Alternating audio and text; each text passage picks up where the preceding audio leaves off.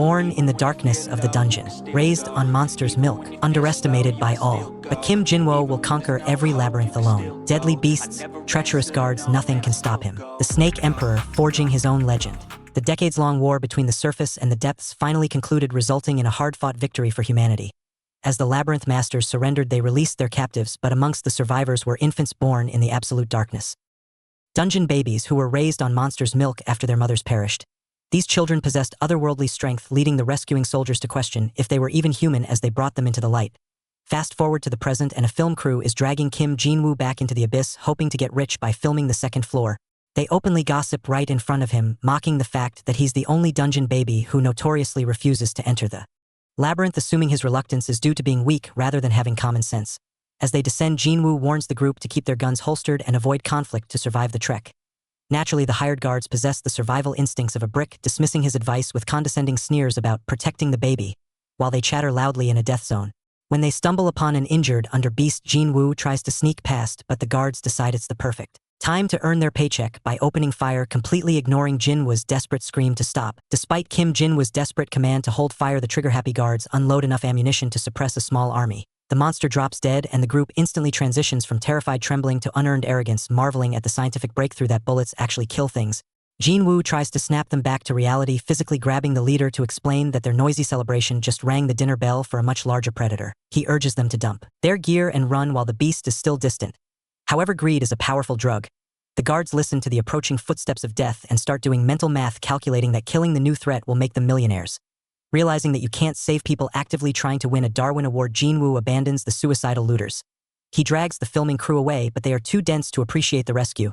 As they follow him, they complain about their wasted budget and lost footage, convinced their guide is just a coward fleeing the scene, completely oblivious that his cowardice is the only reason they haven't been turned into Monster Chow yet. Jinwoo commands absolute silence, cold and pragmatic.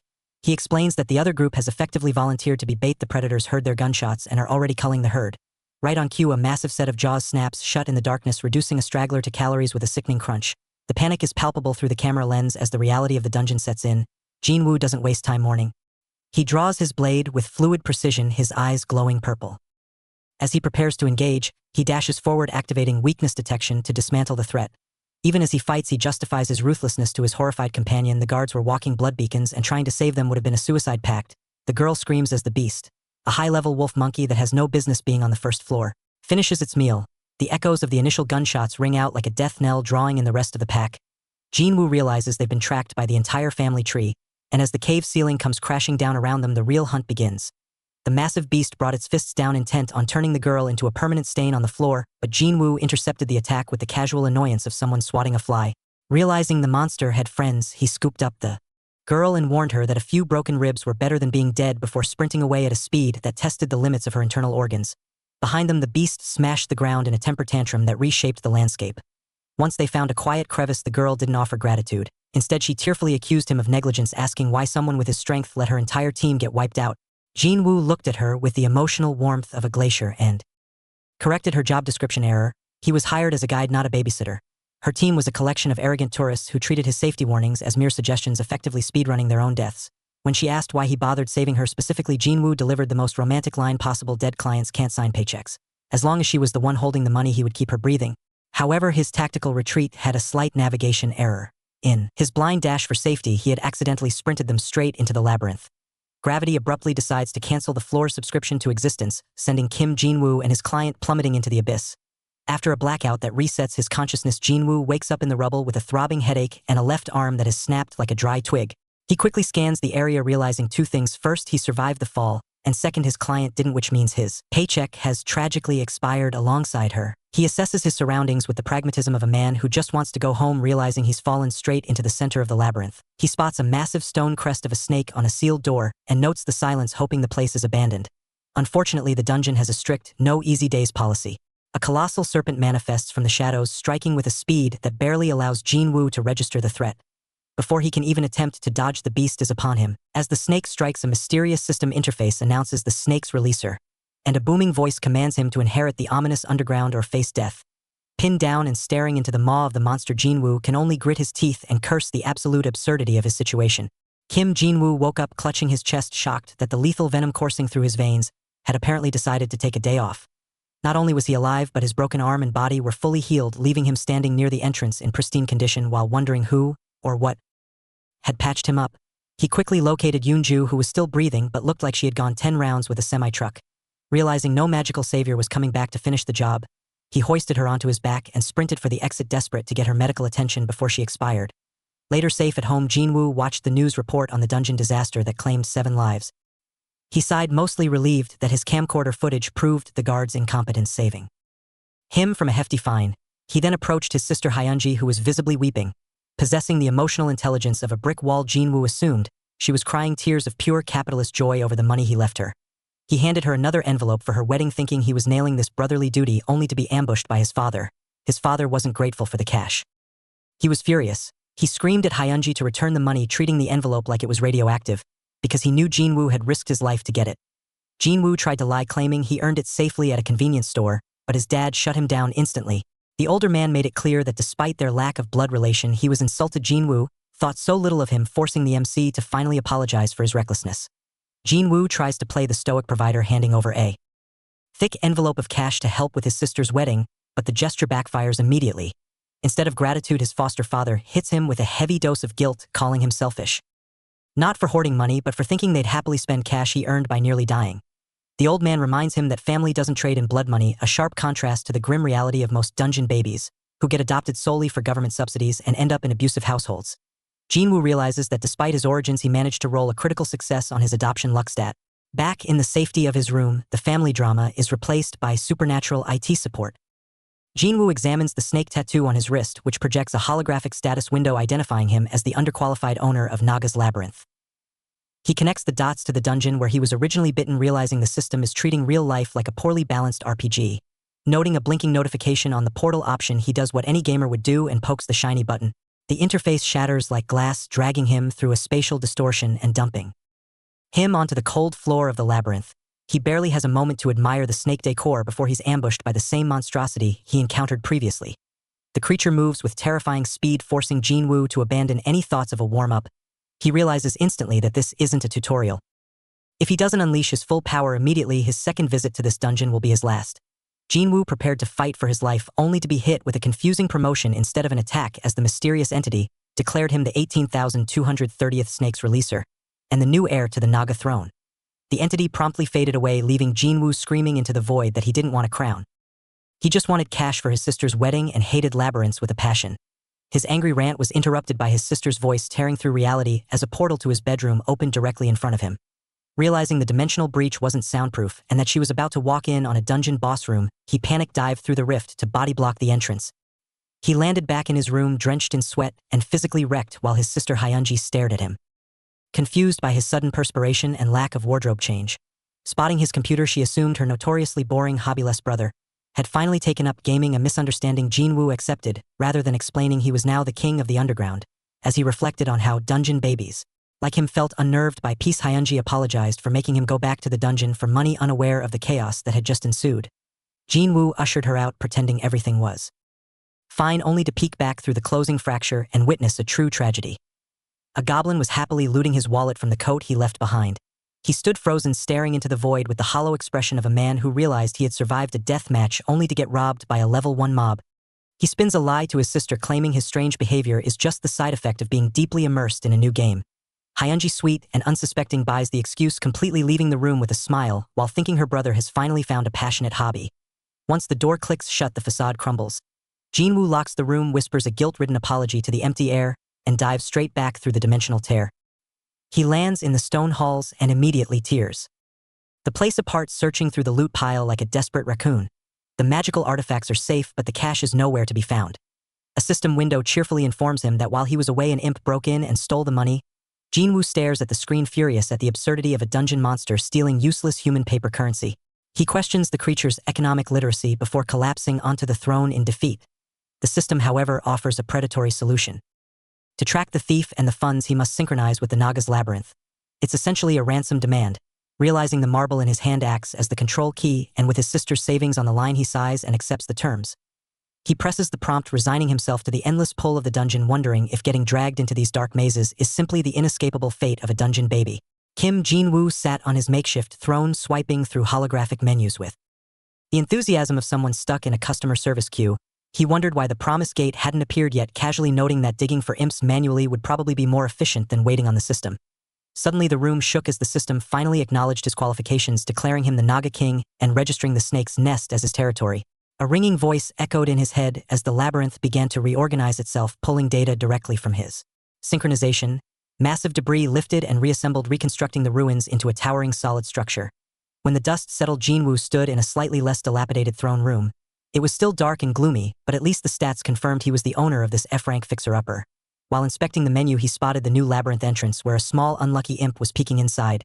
Jinwoo watched the intruder with cold indifference, noting that a normal person might have missed the subtle presence, but Jinwoo wasn't normal. He vanished from his seat and appeared instantly behind the creature, terrifying it with the realization that it had made a fatal error. He snatched the demon out of the air and delivered a ruthless punch, reducing its shrieks to pained whimpers. Holding the battered creature by the neck, Jinwoo didn't ask for surrender or mercy. With the terrifying expression of a loan shark collecting a debt, he demanded his money back, threatening to end the imp's life if it turned out to be broke. Jinwoo was in the middle of violently shaking the imp, demanding his money, when he suddenly stopped mid-sentence. In the creature's hand sat a glimmering red stone. A down gem. These rare jewels were typically only found in geysers or obtained by hunting dangerous beasts, making them incredibly valuable. Jinwoo instantly calculated that a gem of this size was easily worth tens of millions of won. His eyes widened further when he realized the imp was actually holding two gems, a blue one alongside the red. Sensing Jinwoo's distraction, the imp bit his hand and flung the blue gem across the room as a desperate diversion. Shoot! Jinwoo cursed, abandoning the imp to chase the money. He dove and caught the blue gem just before it hit the ground, relieved to have secured both treasures. However, his relief was shattered in an instant. The blue gem cracked in his palm and crumbled into worthless dust, leaving Jinwoo staring in silent horror at his lost fortune. The system casually informed Jinwoo that it had cannibalized a valuable down gem to repair the labyrinth, prompting him to scream at the empty air in pure frustration. He watched the gem crumble in his hand, horrified by the realization that he had just crushed a luxury car's worth of currency into worthless dust without even giving permission.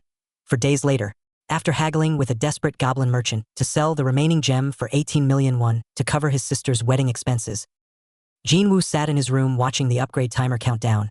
He was still bitter about the 18 million the dungeon had embezzled from his inventory, but he tried to let go of the past as the clock hit 0. Reality tore open as the labyrinth reached rank 2, activating new facilities while simultaneously warning him that his base had absolutely zero military defense against the monsters that now detected his existence. A Naga nest spawned nearby and Jinwoo investigated, expecting a humid, swampy hellscape, but found a dry, empty cave instead. Suddenly a shadow lunged at him and he dodged a clumsy ambush as the system announced the arrival of Naga workers. Expecting terrifying serpents, he was instead greeted by a pile of adorable derpy baby snakes, one of whom was happily chewing on its sibling's tail. They looked at him with big dumb eyes, awaiting orders, and Jinwoo relaxed. As a former excavator, he knew exactly how to manage low-level laborers. Jinwoo immediately put his new workforce to use, assigning 3 Nagas as scouts to map the area while ordering the rest to dig out a storage room. He watched them waddle away with low expectations, convinced that these stout, clumsy creatures were the most edible-looking things in the dungeon and would likely end up as monster snacks. However, the diggers surprised him by excavating a room in under an hour. His relief was short-lived when a system notification announced that only a part of the exploration team had returned. Seeing a lone trembling Naga emerge from the shadows, Jinwoo immediately assumed the worst, that the others had been slaughtered because he sent them out without guards. He began to mourn their permanent loss, but the Naga chirped happily, explaining that they weren't dead. They just had too much loot to carry in one trip. Realizing his grief was actually just a misunderstanding, the Nagas were touched by his concern and their morale skyrocketed. They handed over a crude map and dumped a pile of spoils at his feet, which turned out to be mostly rusted garbage from an ancient war. Jinwoo sighed, sifting through the worthless debris until a familiar glint caught his eye inside a torn bag. It was a down gem, the same item worth 18 million won. His attitude instantly shifted from disappointed boss to capitalist warlord, as he violently shook the Naga, demanding they go back and loot every single sparkly rock they could find. Jinwoo hesitated at the threshold, suddenly struck by the realization that leaving his reptilian workforce unsupervised in a murder dungeon might be a catastrophic HR violation. Just as he considered staying, a small Naga offered a reassurance that tipped the scales. A stash of down gems. Rationalizing that the labyrinth offered both wealth and opportunity, he tossed the expensive gems onto the altar. The system immediately vaporized the items, converting them into raw labyrinth energy. A wave of instant buyer's remorse hit him as he realized he had just traded tens of millions of won for a vague possibility, a financial decision that would make a sane accountant weep. But as the energy swirled, the regret faded, replaced by a darker epiphany. He finally understood the madness of the dungeon babies. It wasn't just the allure of danger. It was the unbearable dullness of the surface world. He hadn't been struggling to adjust to a normal life. He had been bored out of his absolute mind.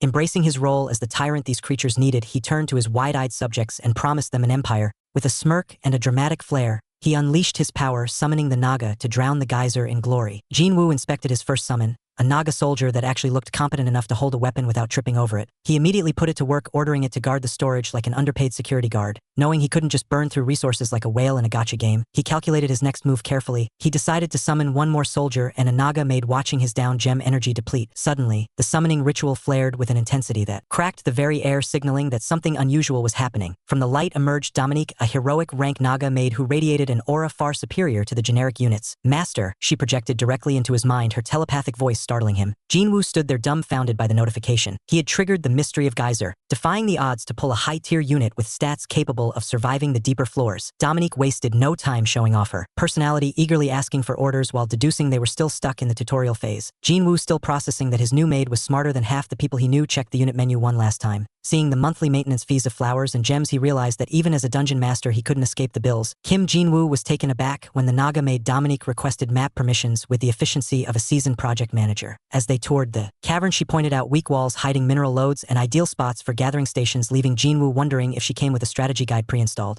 She highlighted self-sustaining gem plants and defensible water sources, effectively handing him a blueprint for domination on a silver platter. When Jinwoo pointed out a menacing skull icon on the map, she casually suggested turning the beast-infested zone into a profitable hunting ground to offset costs. Impressed by a Naga that actually possessed critical thinking skills, Jinwoo admitted he hadn't expected such coherent advice from a dungeon monster. He explained that his schedule in the surface world was tight, prompting Dominique to advise an immediate military buildup to defend the coreless labyrinth in his absence. However, when he tried to delegate the summoning work to her to save effort, she shut him down, clarifying that only the designated master could handle the energy extraction. Curious about the loyalty of his new subordinates, Jinwoo asked what would happen if he failed to impress them. Dominique's gaze sharpened as she explained that while some might leave, no Naga was stupid enough to strike down the royalty of the geyser. Satisfied with her answer and eager to skip the small talk, Jinwoo officially welcomed her to the team. With 133 gems burned at the altar, the labyrinth upgrade began, signaling the start of his proper reign. The merchant tries to sell Jinwoo on hunting hell spiders, claiming the gems inside make it a gold mine. But Jinwoo shuts down the sales pitch with a flat refusal. Changing tactics, the old man examines a high-quality red gem, complaining that the dungeon's ecosystem is crumbling and veterans are scarce. He then makes the tactical error of bringing up Jinwoo's struggling family to pressure him. That hits a nerve. Jinwoo snaps, unleashing a wave of force that cracks the room and leaves the merchant looking like he just saw his life flash before his eyes. The mood darkens instantly when Jinwoo realizes the extent of the old man's knowledge, demanding to know if he dared to run a background check. The negotiation in the office quickly turns volatile as the merchant tries to excuse the damaged goods by blaming the superhuman strength of dungeon babies. He attempts to appeal to Jinwoo's empathetic side, noting that people without families are hard to trust because they have nothing to lose, but suggests Jinwoo is different. Jinwoo, however, interprets this as a threat rather than a compliment. He leans in with a terrifying glare, calmly informing the merchant that if anything happens to his family, the man will personally witness exactly what happens when a dungeon baby goes psychotic. Terrified by the sudden shift in atmosphere, the merchant immediately capitulates, mourning his destroyed credit and his broken coffee table as Jinwoo demands the money transfer and leaves. The scene shifts into a violent nightmare of the past. Hell spiders swarm a settlement, slaughtering the workers who dedicated their lives to digging the labyrinth. Amidst the chaos and screams for help, a massive shadow looms over the destruction. Duke Geyser, the traitor responsible for the massacre. Jinwoo wakes up with a sharp gasp, his heart pounding from the memory. Dominique is immediately at his side, her expression filled with concern. Jinwoo tries to brush off the nightmare, claiming it's all in the past, but the tension in the room is palpable until his eyes land on his lizard subordinates. He bursts into awkward laughter, noting that their goofy, unthreatening appearances are distinctly unlabyrinth-like. Dominique worries they aren't to his liking, but Jinwoo assures her that their harmless vibes are actually helping him calm down.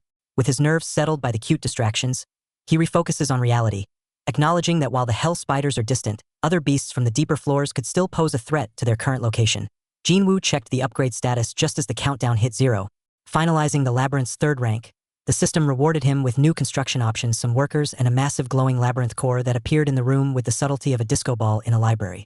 Dominique explained that this core was now their critical weakness. If it broke, the dungeon died, but as long as it stood, they could recover from anything. Jinwoo noted that they had essentially just installed a giant game over button in their base. Predictably, the core's activation acted like a dinner bell for the locals.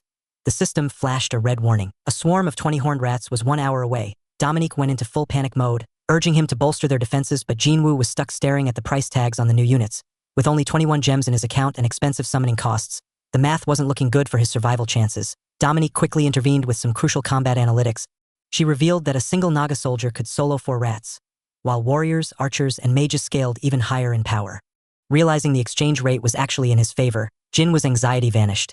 He promptly spent his budget summoning a soldier and 2 warriors, who emerged looking tough enough to bench press the incoming rodent problem. Feeling confident, Jinwoo scanned his new army, only to spot a tiny, furry anomaly holding a pickaxe among the muscle-bound reptiles. Dominique bashfully explained that high-level Nagas sometimes produced cute mutant subspecies, proving that even terrifying dungeon monsters have a recessive gene for adorable. Dominique explained the tragedy of the small mutant Naga. The creature spent its time staring at the fully grown warriors, painfully aware that it was a genetic failure compared to them. Although it was sluggish and depressed, its physical strength was ironically higher than average, making it an efficient worker despite its lack of will. Dominique offered to teach it a lesson for moping, but Jinwoo immediately shut that idea down. Instead, he ordered her to gather every single worker, declaring that they weren't just defending the base, they were going on a field trip. Jinwoo argued that since Nagas valued honor, hiding the workers during the labyrinth's inaugural battle would be an insult to their pride. His expression turned vicious as he thought about the rat bastards daring to invade his turf. Turning back to the trembling little mutant Jinwoo's demeanor softened. He promised absolute protection and decided to arm the creature properly. He didn't hand over a sword or a spear, but a simple pickaxe. However, Jinwoo presented it with such gravitas that he branded it a grand warrior's weapon, instantly transforming the tool into a symbol of pride for the little guy. With his eclectic army of hulking warriors and one very motivated miner now assembled, Jinwoo roared the command to charge. The Wurrats corner a group of terrified baby Nagas screaming for blood like schoolyard bullies who just found an unguarded lunchbox. The entire horde pours into the cavern, whipped into a frenzy by their leader Tretch. This tactical genius is operating under the delusion that the dungeon owner is incompetent, mostly because his own logic dictates that intelligence scales linearly with the size of the horn on one's head. His troops, equally brilliant, marvel at his ability to use multisyllable words like extinct as they rush forward to feast. Their confidence hits a sudden wall, specifically a wall of spears. The leading rat realizes too late that they haven't found a buffet. They've walked into a blender. Traps spring from the darkness, shattering the rat's formation and proving that horn size does not in fact correlate with situational awareness. Jinwoo descends into the chaos, tearing through the rodent infantry with the grim efficiency of an exterminator working overtime. He isn't interested in mercy. He commands his Nagas to prove their worth and leave nothing breathing. It's a bitter irony for Tretch, who is revealed in a brief flash of memory to be a coward at heart. Someone who once claimed he dug holes to survive because he knew the difference between bravery and suicide. Now caught in his own hubris, he screams about becoming a predator, completely unaware that he is currently being actively removed from the food chain. A hooded manipulator successfully gaslights Tretch, the rat leader, into believing that consuming the blue marble will grant him ownership of the labyrinth and the strength to save his people. Fueled by this false hope and a lifetime of being treated as disposable snacks, the rodent clan initiates a frantic suicidal rebellion. They throw themselves at the lizard warriors, screaming that they refuse to be eaten for sport any longer, sacrificing their lives just to clear a path for Tretch to reach the objective. While the rats dream of revolution, Dominique notices a disturbance, but Jinwoo is already in motion. He casually commandeers a spear from a bystander and bypasses the stairs entirely, diving straight down the labyrinth's vertical shaft. He lands with a catastrophic impact that nearly shatters the floor, triggering a system alert that the altar's durability has taken a massive hit. As the dust settles, a tearful Tretch reaches for the marble, mumbling about freedom for his brothers, only to find a looming shadow blocking his path. The rat looks up to realize his savior complex has just been interrupted by the actual owner of the dungeon. The enemy's grand strategy to destroy the dungeon core ended with a pathetic thud as the creature tried to literally eat through the defenses. Dominique pointed out that the monster's teeth were about as dangerous as a wet noodle against the core, noting that Jinwoo's spear had been a bigger threat to the furniture. Jinwoo realized the suicidal charge was a desperate distraction, but with their leader dead, the remaining enemies were just waiting to become loot drops. He felt almost insulted by how weak they were, realizing he had stressed out over a swarm that was barely stronger than common laborers. The concept of labyrinths using such weak creatures as slave workers reminded him of the dungeon babies from the Great War, leaving a bad taste in his mouth.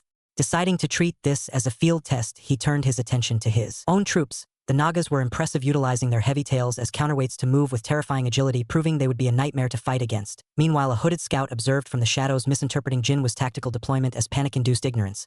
The scout reported back to a massive shadowed entity who dismissed the loss of the rats with the indifference of someone losing loose change. The entity ordered preparations for war, placing its faith in a mercenary currently handling a blood subjugation, though the scout privately questioned leaving a war to a hireling. The massive beast, claiming to be a dragon's descendant, opened a glowing eye, confident that its stale bloodline was more than enough to crush a weak labyrinth. The battle results flashed across the screen, declaring a decisive victory for the Naga labyrinth over the horned rats. However, the system's breakdown was less of a reward and more of an insult. Because the enemies were so pathetically weak, the Nagas gained almost no combat experience and Jinwoo's charisma stat increased by a margin so small, it was barely a rounding error. To top it off, he was granted the beginner commander title, a distinction that felt like a participation trophy. Dominique, ever the supportive aide, cheered for the win, but Jinwoo remained stone-faced. When she hesitantly asked if something was the matter, he bluntly admitted that despite the cheerful victory graphics, their situation was actually dire. Jinwoo surveyed the damage, noting that if the rats had been smarter, they could have bypassed the core and slaughtered his workers instead. Dominique looked at him with starry eyes, completely misinterpreting his pragmatic asset management as a heartfelt romantic gesture. Ignoring the mood, Jinwoo launched into a speech that would make a dictator jealous, screaming about survival of the fittest and promising his snakes that if they built this fortress they would become legends. With morale restored, the cleanup began. The dead rats were promptly fed to the Nagas, because free food is the best food, and the workers were sent to the mines, but Jinwoo had a supply chain issue. He was desperate for down gems to summon more units. He took his loot to the surface, visiting his usual merchant contact.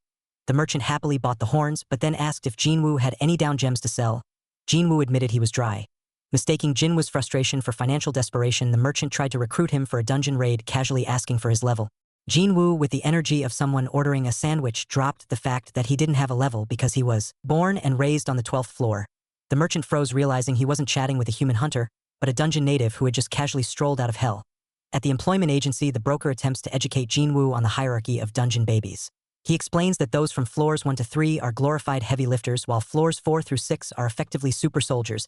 The deeper you go, the crazier it gets. Floors 7 to 9 are monster territory, and anything beyond floor 10 is basically cosmic horror level. Since Jinwoo is a level 12 from the deep floors, the broker naturally assumes he has laser eyes or fire breath. Jinwoo corrects him by calmly explaining that his special skill is simply identifying the fatal weak points on the broker's body, which happens to be everywhere. After sufficiently terrifying the man, Jinwoo insists on falsifying his records to a lower level to avoid attention, even if it means a pay cut. The only snag is that Jinwoo has been in a dungeon so long, he doesn't know what an ID card is, leaving the broker wondering if he's dealing with a god or a caveman. Meanwhile, back at the labyrinth, Dominique is treating the lizard workers like war heroes for moving a few boxes. She frantically reports their resource harvest to Jinwoo, including the acquisition of down gems from mining and beast hunting. With the gems secured, Jinwoo dumps them into the system to convert them into energy, immediately using the resources to summon a new Naga unit. Jinwoo reviewed the logistics, noting that the spiders were handling the gem transport efficiently, but efficiency meant nothing without security. The system responded to his needs by summoning a Naga archer, revealing the true combat-ready form of the green workers. Treating the new unit like an NPC in a strategy game, Jinwoo immediately ordered it to the gate to reinforce the guard detail. As the creature took its post near the entry point, Jinwoo scrutinized the portal structure, wondering if he could adjust the dimensions or if he was stuck with the default settings. At the Payu Geyser Gate, Commander Lee Junyoung briefs the 22-person expedition team with the warmth of a drill sergeant in winter. Her plan is simple: subjugate the hell spiders on the 2nd floor within 2 weeks. She organizes the assault team by level, creating a lineup that ranges from competent fighters down to a suspicious level 0, displayed on Kim Jinwoo's arm, proving that administrative errors are the true final boss. The gate opens and the squad enters the dungeon. Junyoung tries to set a rapid pace, praying for safety, but the dungeon immediately responds by throwing a massive whip-tailed lizard at them. The beast snatches in. Explorer, throwing the group into chaos, while Junyoung screams tactical orders about armpits and front legs to a team that suddenly forgot how to fight. While the rest of the squad struggles for survival, Jinwoo and his blonde companion stand on the sidelines, casually critiquing the recruitment standards. They note that 10 years after the war, the talent pool has dried up, leaving only desperate debtors who are essentially choosing between dying to monsters here or loan sharks on the surface. They watch the carnage with the emotional detachment of someone watching a rerunning sitcom. The battle ends, but not without cost. A level 7 mercenary lies dead on the floor, having failed his employment probation in the worst way possible. Junyoung confirms the kill and immediately pivots to logistics, ordering the team to harvest gems and mask the scent of blood before they attract more hungry locals. As the adrenaline fades, she glances at Jinwoo, acknowledging that despite his questionable level, his skills might actually be worth the trouble. The squad leader decided to give Jinwoo a performance review in the middle of the dungeon, acknowledging his strength but lecturing him about sticking to the script. She warned him that showing off now would leave him drained for the real fights later, completely unaware that for him this was about as exhausting as blinking. Jinwoo casually brushed off her concerns with a weak excuse about staying warm while the group prepared to move out, leaving the dead behind. A stark reminder that in this world, normal humans were treated like disposable inventory compared to dungeon babies. 1 week later, on the 2nd floor, the mood shifted from grim survival to aggressive capitalism. After easily dispatching some lizards, the team discovered down gems and immediately lost their collective minds. The explorers started calculating their split, their eyes turning into dollar signs as they fantasized about the fist-sized gems they might find on the spiders ahead. They were so busy doing mental math on their future earnings that they forgot to watch their backs. reality came crashing back down when the patrol reported a chaotic scene ahead. The tracks were a mess, suggesting a battle that had gone horribly wrong. Before the leader could process the danger, a scout rushed in, blabbering about gems falling from the ceiling and bodies refusing to obey gravity. The leader looked up, realizing too late that the loot raining from the sky was actually the bait for an ambush from above. At Junyoung's sharp command, Youngtae launched a flare into the abyss, hoping to shed some light on their situation. Unfortunately, the light only served to highlight just how screwed they were. The ceiling wasn't empty. It was a dormitory for nightmares, packed tight with cocoons that made the earlier estimate of 10 people look like a rounding error. Junyoung realized too late that they had walked into a hive, and as she tried to order a retreat, a massive shadow materialized behind her. Thanks to Jinwoo's shout, she managed to block the ambush, though the impact nearly rattled her teeth loose. Junyoung didn't waste time panicking, activated camouflage, and barked orders with the efficiency of a pro gamer, managing a raid, sending the dungeon babies to the front as tanks while shoving the squishy human explorers behind a wall of riot shields. But just as the formation held, the first flare sputtered and died, plunging the chaotic melee into total darkness. Surrounded by the sounds of slicing metal and screams, Jinwoo screamed for a refresh, and a second flare shrieked upward, resetting the lighting just in time to reveal the carnage. The scout stared down the giant arachnid with a grin that suggested he was entirely too comfortable with imminent death. Instead of retreating, he treated the monster like a jungle gym, vaulting onto its back and driving his spear in with casual violence. With a shout to his teammate, he tossed the heavy beast through the air like a ragdoll. Young-ho was waiting. He accepted the aerial delivery with his massive cleaver, slicing the spider out of the sky and stomping it into the floor until it was reset to factory settings. Despite the brutal efficiency, the critique was immediate. Someone called his technique clumsy. Roaring in frustration, he grabbed the mangled corpse and hurled it at the defensive line, forcing the shield bearers to brace against the flying debris. Amidst the chaos, the squad leader stood perfectly still, watching the tantrum with the bored expression of someone calculating their laundry bill. A rapier-wielding fighter had to bail out a slow comrade, scolding him for taking his sweet-ass time. While she wasted energy on what she considered weak opponents, she vented her frustration by dismantling the nearest threat with surgical precision. The raid dissolved into immediate chaos, with the dungeon's inhabitants screaming as they were cut down. Despite the carnage, 2 squad members were already busy inflating their own egos, theorizing that they were simply too strong for the deep floor beasts, completely unaware of how incompetent they sounded. While the normal humans panicked at the encroaching swarm, Jinwoo decided to clear the room. He carved a path through the red mist with such terrifying efficiency that the squad leader began to seriously doubt the level 7 on his personnel file. Once the dust settled, the squad leader ordered a cleanup, though the air was thick with confusion rather than victory. The records stated hell spiders were deep floor nightmares, yet these creatures had gone down far too easily. Jinwoo ignored the celebration and focused on the anomalies. The abundance of spiderwebs didn't make sense for a species that shouldn't have made the first move. After performing a quick field autopsy, he confirmed the grim reality. These weren't the tanky armored hell spiders from the records. They were squishy inferior knockoffs with no exoskeletons and 0 patience, which meant the real threat was likely still watching them. The dungeon exploration took a sharp turn when the squad realized the path behind them had been sealed off by unnaturally thick webs. While the team marveled at the change, Jinwoo immediately sensed a murderous intent filling the cavern. He ordered the squad to prep their explosives, but the tension was lost on them. One scout, clearly having read too many comics, jokingly suggested this was just a classic trope where the true boss hides. Until the end, Jinwoo, with 0 patience for genre commentary, simply confirmed the scout's theory. The real hell spider was indeed nearby. Ignoring the warning, the squad relaxed, joking that they had been scared for nothing. The relief was short-lived. The purple-haired woman in their group suddenly convulsed, her voice warping as she shrieked about microscopic bugs, daring to wound her. Jinwoo screamed for everyone to get away, realizing the enemy had been among them the whole time.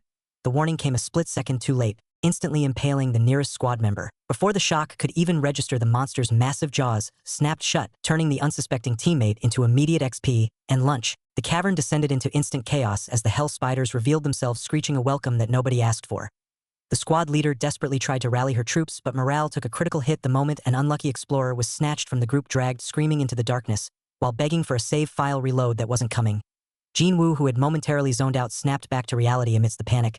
He immediately took command, identifying the threat as a family unit consisting of 2 babies and a queen. He ordered the squad to use every explosive they had to blast an exit, explicitly telling them to ignore safety protocols regarding cave-ins because the spider's webbing was virtually indestructible. The squad leader eyed him with suspicion, realizing that Jinwoo seemed a little too comfortable with the anatomy of these nightmares. As the grunts fought for their lives, the grim reality set in. The decorations hanging from the ceiling were the preserved remains of the previous advance party. While the sane members of the group prayed for the explosives to be ready, a few overconfident geniuses debated the merits of fleeing versus fighting, deciding that the guy who got eaten earlier just had a skill issue.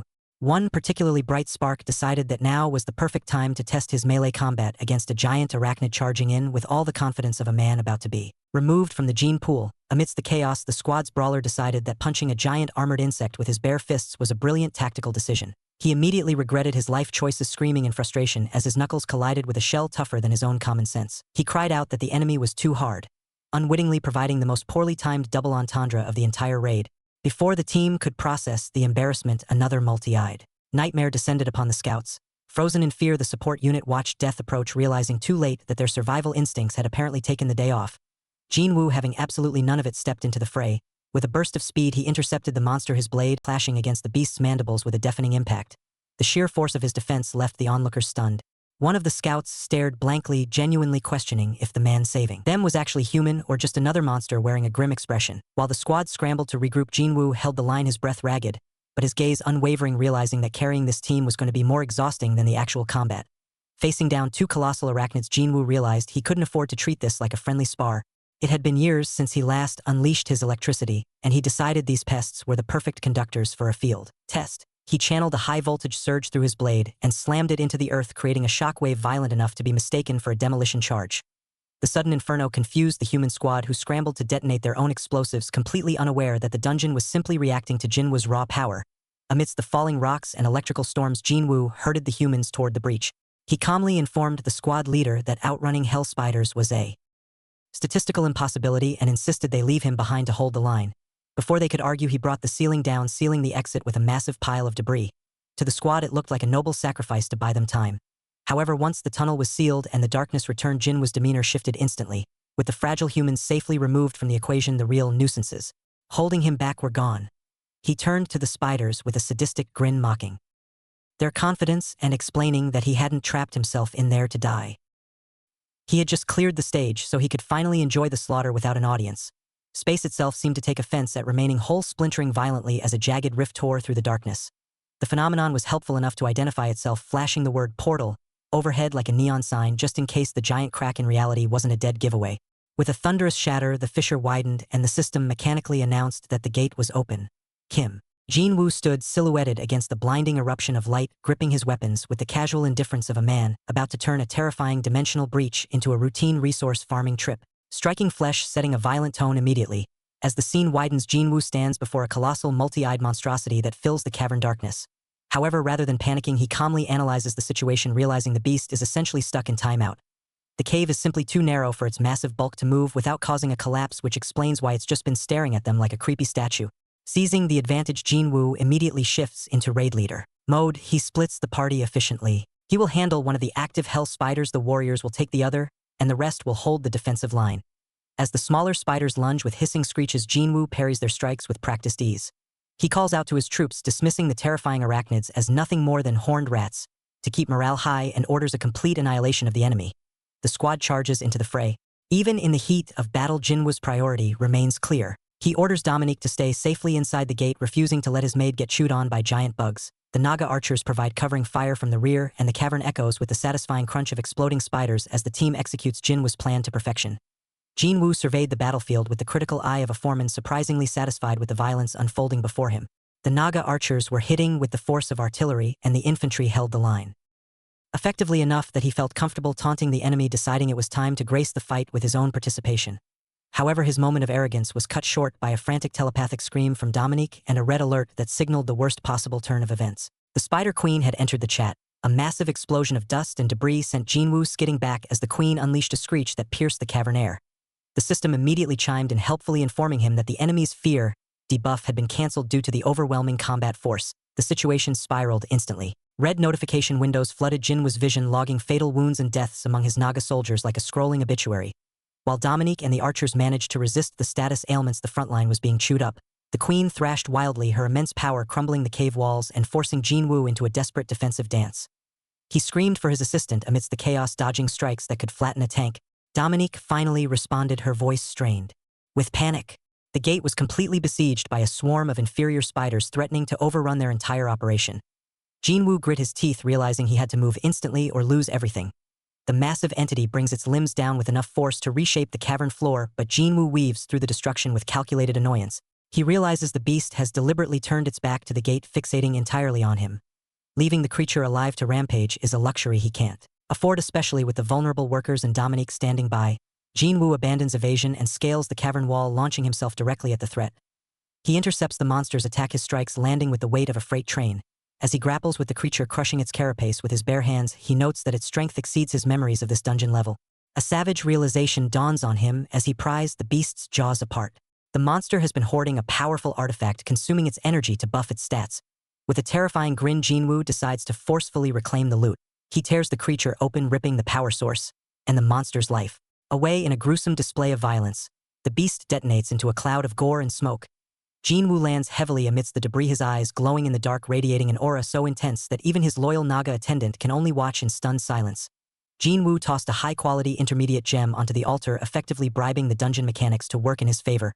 With the tribute instantly accepted, he didn't waste a second, roaring for a Naga summon to deal with the threat. He specifically demanded a magician to obliterate the spider, likely realizing that squashing a bug of that size manually was beneath his pay grade.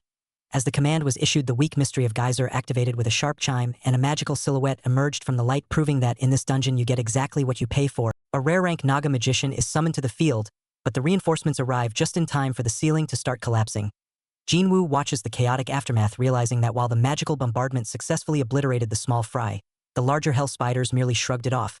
As the spell prioritized area coverage over raw damage, the Naga warriors immediately charge in to pick up the slack, engaging the surviving spiders in a brutal clash of claws and steel. With the minions finally dealt with, Jinwoo turns his attention to the massive spider boss looming over them. He quickly scans the creature, identifying the standard video game weak points: eyes, mouth, and joints. But reality hits him with a size difference problem. The monster is simply too colossal. Stabbing its eyes wouldn't reach the brain, and climbing into its mouth sounds like a bad way to end the day. Dominique frantically warns him that the structural integrity of the cave is failing, which naturally gives Jinwoo a reckless idea. He orders the Naga to hold their positions and decides the best strategy is to intentionally collapse the ceiling and dig a path straight to the first floor. Dominique screams that it's suicide, but Jinwoo ignores the safety regulations completely. Admitting he lacks the raw attack power to fell the beast normally, he leaps straight into the monster's jaws, propping them open with his weapon to trigger the collapse himself. Jinwoo stands perched on a rocky outcrop, checking to ensure the massive boss is still on his tail. Satisfied that he has the monster's full attention, he taunts it with a manic grin, declaring that he's about to repay it for ruining half his life and that it should feel honored to be his first victim. Down below, Dominique struggles to understand the strategy. She cycles through theories, burying it, digging out, but ultimately feels useless watching her master fight alone. A wave of shame hits her as she realizes that despite being his attendant, she is merely a spectator. Her existence as a protector effectively denied. But then, a memory of Jinwoo admitting he lacked attack power sparks a completely different interpretation in her devoted mind. She rallies the troops, spinning a wild narrative that they haven't been sidelined because they are weak, but because Jinwoo is simply too noble, she claims. He is taking the dangerous initiative solely to avoid sacrificing a single Naga life. Overcome with emotion, she praises his magnanimity, convincing the army that their job is to trust him and wait. Meanwhile, the noble hero is purely focused on logistics. He shouts down to the Naga magician to check on mana reserves while barely dodging the beast's attacks. The ascent is proving difficult. The narrow walls make guiding the colossal monster tricky, though the beast solves that problem by simply smashing through the rock. On the floor above, the human exploration team halts. The squad leader feels the unnatural tremors rising from the deep and realizes this isn't normal for the upper levels. She orders an immediate retreat, but it's already too late. The ground in front of them begins to crack and buckle as something massive forces its way up. The floor erupts as the massive boss forces its way upward, triggering a system notification about a new connection between the floors. Jinwoo ignores the alert, dismissing the window instantly to focus on the threat. He surveys the large cave he's emerged into, spotting the human exploration team fleeing in the distance. Realizing he has plenty of space but needs to reverse the monster's momentum, he shouts for his Naga magician to execute the plan immediately. The magician channels his mana and unleashes a spell not at the monster, but at the tunnel walls, coating everything in a layer of frost. The hell spider pauses, momentarily confused by what seems like a weak, missed attack. But the confusion is fatal. Dominique gleefully points out that the creature's path has been turned into a frictionless ice slide, unable to support its own colossal weight on the slick surface. The spider loses its grip and plummets back into the darkness. Jinwoo praises Dominique for reading his mind, leaving her blushing and flustered. Dominique quickly recovers her composure to explain the true strategy. The fall isn't meant to kill it, but to create an opening. Jinwoo needed to generate raw attack power that he couldn't muster on stable ground. While the Naga warriors hold the line against the smaller spiders to prevent them from escaping, Jinwoo dives into the pit, using gravity to turn himself into a living missile for the finishing blow. The strategy pays off with a deafening crash. The hell spider hits the floor of the lower level with catastrophic force, the impact shattering the magical ice and creating a massive crater. The beast lies in the center of the debris, stunned and completely vulnerable. Jinwoo doesn't give it a moment to recover, capitalizing on the momentum of his freefall. He swings his scythe with everything he has, the blade connects, and the force of the blow releases a torrent of energy that cleaves through the monster's defenses, splitting the carapace, and likely the creature itself. In a blinding flash of light, the dust settles on the battlefield, resulting in a heroic victory for Kim Jinwoo. The system eagerly informs him that he has graduated from a beginner to a normal commander, and his complete destruction of the Spider Duke's army has boosted the Labyrinth's fame. While the standard units have evolved and changed shape, Jinwoo notices the mage hasn't transformed despite its heavy lifting during the fight. Dominique clarifies that mages are high-maintenance employees.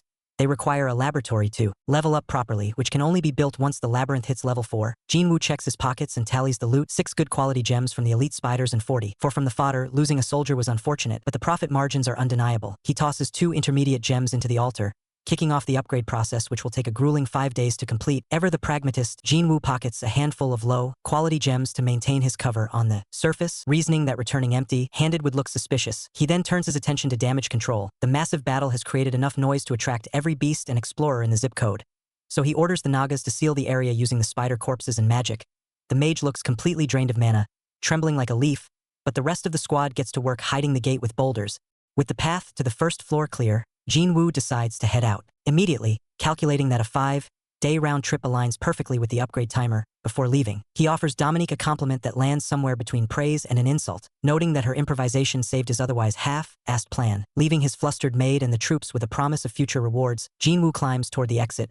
5 days after the battle, Jinwoo returns to the expedition team tent, where he is immediately grilled by the squad leader. She is furious about his disappearance, though Jinwoo casually deflects her anger by eating soup and pointing out that he finished a 2-week trip in just 5 days. He offers her a spoonful, which she ignores, demanding to know how he survived. Jinwoo lies that he simply got lucky and ran away, a claim she finds hard to believe given her previous statement that escape was impossible. The squad leader insists she owes him a life debt and demands to repay him. Jinwoo, uninterested in calling in favors from someone living on borrowed time in the geyser, tries to refuse. However, when she persists, he hands her his empty soup bowl and tells her to take care of it, declaring the debt settled with that petty chore. Satisfied that he has secured all the spider loot for himself without suspicion, Jinwoo leaves the tent while feigning ignorance about the deeper floors. Jinwoo heads straight to the 12th floor down gem jewelry shop to fence his goods. The dealer, Mr. Beck, is stunned by the 12 massive gems Jinwoo presents. Jinwoo admits he snuck them out behind the team's back, and Beck happily offers 400 million won for the lot. Jinwoo immediately reinvests the money, asking Beck to find him a secluded house for 300 million won.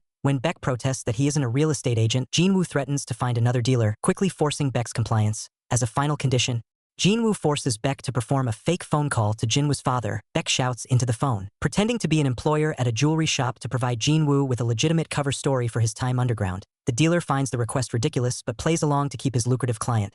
Satisfied that his entry to the geyser is now secure, Jinwoo leaves the exhausted dealer behind. Returning to the labyrinth, Jinwoo is greeted by Dominique. He reflects on the fake call, where his father screamed about him not calling for 20 days, reinforcing his decision to buy a private house where he can use portals without family interference. He checks the labyrinth status and learns the upgrade is complete, unlocking new buildings, though exterior changes won't happen until level 5.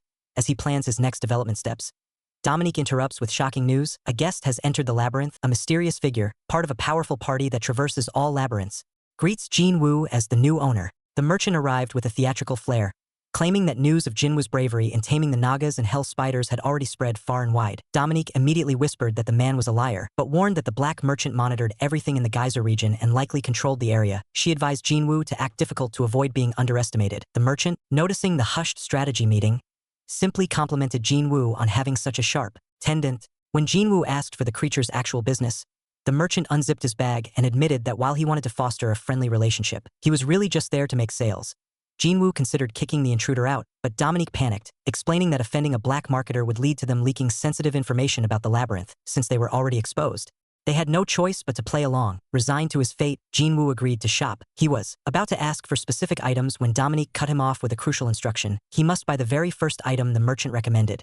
Trusting her judgment, Jinwoo turned back to the salesman and requested his personal recommendation. The merchant, feigning deep honor at being trusted, produced a small vial containing a purple creature called a parasite. He named the price at 1 high-rank down gem, smugly adding that he doubted Jinwoo could afford such a luxury. Jinwoo inspected the bottle silently, then casually produced a massive, high-quality gem that made the merchant's eyes nearly pop out of his head. When asked how much the stone would cover, the greedy salesman quickly recalculated and offered 5 vials. Jinwoo realized this was their tradition, testing a buyer's worth by offering their most precious artifact first. Jinwoo accepted Dominique's counsel regarding the ancient tradition, reasoning that keeping the creature in a jar was pointless.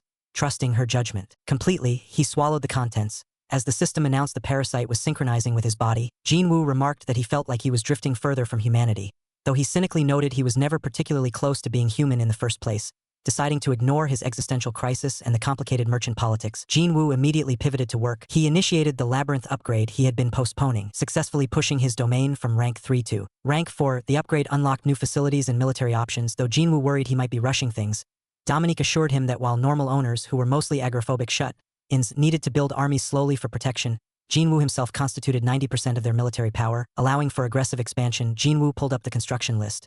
Reviewing options like a training center, blacksmithy, and temple, he decided to prioritize a cattle farm to feed his workers and a bar to gather intel from neutral visitors. Advanced facilities like the laboratory consumed too much energy, so he needed to bolster his ranks first. He ordered his existing units to scout the nearby beasts and prepared for a mass summoning. Determined to scale up, Jinwoo dumped all his low-rank gems onto the altar. Instead of summoning mere workers, he declared his intent to summon a proper military force. A week later, the expansion was a success. Dominique reported that the nest construction was finished and they had captured giant rabbits and black bears for the new cattle farm. The idle workers were busy digging trap-filled hallways, and the newly summoned military was already rotating through guard and patrol duties. Jinwoo, showing a rare moment of management empathy, just wanted to make sure his digging crew was actually taking their breaks. Jinwoo reviews the maintenance costs for his growing army and realizes that running a dungeon is mostly just stressful. Accounting, the expenses are piling up so fast that he actually starts empathizing with the Spider Duke's warmongering habits just to make ends meet. When Dominique worries that he is spending too much time underground and neglecting his family, he reveals he solved that problem by moving to a remote house on a mountain ridge where he can be a hermit in peace. He promises to take her sightseeing on the surface one day, then heads back through the closing portal to finally get some sleep after a 24-hour shift back at his empty, box-filled home. He is too tired to even cook, muttering about installing a generator in the dungeon just for instant noodles. But before he can relax, a system alert chimes with ominous news. The parasite in his body has finished assimilating. A second window declares its intent to dominate him, and confusion instantly turns to agony. He collapses, clutching his face as his eye feels like it is being incinerated, his screams echoing through the isolated house as the parasite begins its violent takeover.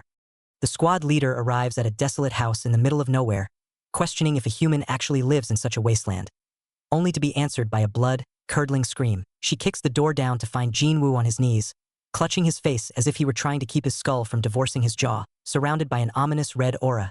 Cut to a few minutes later, and the demonic possession is replaced by a civilized tea time. Jinwoo, now perfectly calm, apologizes for the display and claims it was just a minor eye disease he picked up in the labyrinth. The squad leader isn't buying it, noting that his face looked like it was melting off, a symptom unseen even among deep-layer explorers.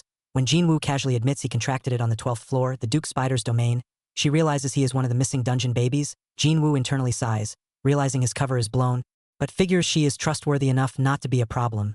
She pivots to business, asking him to join her team's next exploration to repay his debt, and sweetens the pot with extra pay. Jinwoo accepts, feigning that he needs to adjust to the underground business, which sends the squad leader into a fit of excitement at having a high-tier survivor on her roster. She outlines the plan to hit the 6th floor in 4 days with a mixed team. Jinwoo skeptically points out that her veteran team is the same group that was running for their lives on the 2nd floor, but she insists they just had a bad matchup. As she rushes off to prepare, Jinwoo offers a final warning: call next time, or he will report her for trespassing. Jinwoo sighs as he prepares to leave his home yet again, grateful that at least the portal remained closed so he wouldn't have to deal with unexpected guests. For days later, he arrives at the PUD gate, which looks less like a dungeon entrance and more like a neglected subway station. The squad leader explains that while the larger gates are for major operations, these smaller ones are open to anyone with an ID, though she notes that the B gate is currently a disaster zone due to a leak of 2 ND floor beasts. At the rendezvous, Jinwoo is greeted by the team, who recognize him as Junyoung's savior. He is introduced to Jong Chansik, a level 7 explorer who tries to act dignified until his teammates loudly remind everyone that he ran away screaming, "Monster." Upon first seeing Jinwoo, Chansik quickly pivots to professional mode, organizing the formation and leading the charge, which confuses Jinwoo since the female squad leader is technically higher ranked. She simply assures him he'll understand once they are inside. Meanwhile, in the Naga's labyrinth, Dominique is coping with her master's absence by aggressively drinking at the bar. Her terrified minions gossip about her previous violent outbursts, specifically the time she tried to harvest a tail for a snack, and a disturbing rumor that she maintains a shrine for Jinwoo. Unfortunately, Dominique overhears the secret room idea and her eyes light up with psychotic inspiration, sending the minions into a panic, back in the dungeon. The team moves with a disciplined efficiency that stands in stark contrast to the chaotic freelancer raids Jinwoo is used to. Chansik proves his worth by detecting a pack of beasts 500 meters away and guiding the team around them without a fight. The squad leader reveals that Chansik's value lies in his detection ability, a cheat, like radar for living things. When she assumes Jinwoo has the same skill, he casually corrects her that he just sensed them, leaving her to marvel at the terrifying instincts of a 12th floor survivor. The whispers about the 12th floor spread through the cavern like a bad contagion. But Jinwoo was too busy being annoyed to care. A captain shouted for all the dungeon babies to assemble, cutting the pity party short. The squad soon found themselves staring into the gaping maw of an abandoned labyrinth. Their scout explained that a pack of wolf monkeys had blockaded the main road, leaving this dark, creepy tunnel as their only option. Although his detection skills picked up nothing, the scout nervously asked for a second opinion. Clearly worried they were walking into a death trap, Jinwoo, however, saw opportunity where others saw danger. He confidently claimed he had memorized the path, silencing the group's fears with a straight face. In reality, he just wanted to use the ancient ruins as a free catalog for his own dungeon renovation project. Hoping they were behaving naturally at that exact moment, the Nagas were frantically digging secret tunnels and trying very hard to look innocent. Deep in the shadows, the ancient dragons are having a logistical crisis, with Draken sidelined by a fatal wound that frankly embarrasses his ancestors. The massive master dragon realizes that taking a detour would cost them 3 months of travel time. Unwilling to deal with such a sluggish commute, he assigns the entire mission to the hooded imposter Rikchaska, who can complete the journey in a swift 2 weeks. Meanwhile, Jinwoo and the human exploration team arrive at the owner room of a labyrinth abandoned since the Great War. The place is suspiciously empty. No traps, no beasts, just dust. As the team discusses the military's redevelopment plans and the availability of maps at the local shopping mall, the squad leader barks orders to set up motion sensors and camp. Jinwoo, however, is left standing around awkwardly. Being the team's strongest asset apparently means his only job is to conserve energy and look important. Bored out of his mind, he wanders toward the ancient throne, marveling that monsters used to live like royalty. Deciding to be productive, he activates his parasite's detection ability. The skill triggers a violent reaction, causing his eye to glow ominously and forcing a groan from his lips. When a concerned teammate rushes over, Jinwoo seamlessly plays the chronic eye disease card again. He convinces her to guard the perimeter to spare others the shock of his condition. Once she leaves, he notes the pain is gone, but his vision has shifted. The system panel, invisible to everyone else, reveals a distinct red signal glowing on the altar. Jinwoo digs into the rubble, guided by the red marker only his system can see. He unearths a labyrinth's fragment, an artifact saturated with dungeon energy that is old but still functional. He is initially disappointed it isn't a valuable down gem, but his parasite suddenly decides to be helpful. Expanding its detection range, in an instant, the room lights up with blue indicators, revealing that he is standing in a literal goldmine of hidden down gems. Meanwhile, back at the dungeon, Dominique is passed out from stress. Her snake subordinates gossip about her internal crisis. She is desperate to build a dedicated room for her master, but is paralyzed by guilt over doing it without his permission. They reason that she can't exactly sleep in the nest with them given her higher status, but their psychoanalysis is cut short when she looms over them like a dark omen. Back with the team, the scout notices Jinwoo looks exhausted yet strangely cheerful. She bluntly asks if he has a weird fetish. Jinwoo denies the accusation and loudly complains that he feels terrible, lying to cover his tracks. In reality, he spent the entire night secretly harvesting down gems and stashing them in the labyrinth for a future solo retrieval mission. He even mapped the area. While everyone else slept, mentally he thanks the parasite, thinking he'd granted a wish if he could. The parasite immediately pings back. It wants to try human cooking. Jinwoo detects the disturbance first, realizing something is actively rallying the dungeon's inhabitants. The scout confirms the bad news, reporting that the exit ahead is choked by 2 separate groups of beasts. His senses pick up 20 bats and 8 monkeys, though he can't identify the specific species, leaving the team to worry if they are facing standard fodder or the far deadlier wolf monkeys. One of the squad members suggests waiting for the beasts to slaughter each other to thin the herd, but the idea is immediately shut down. A turf war between groups that massive would create a chaotic dinner bell of noise and blood, attracting every other predator in the vicinity and likely trapping the humans in the middle of a feeding frenzy.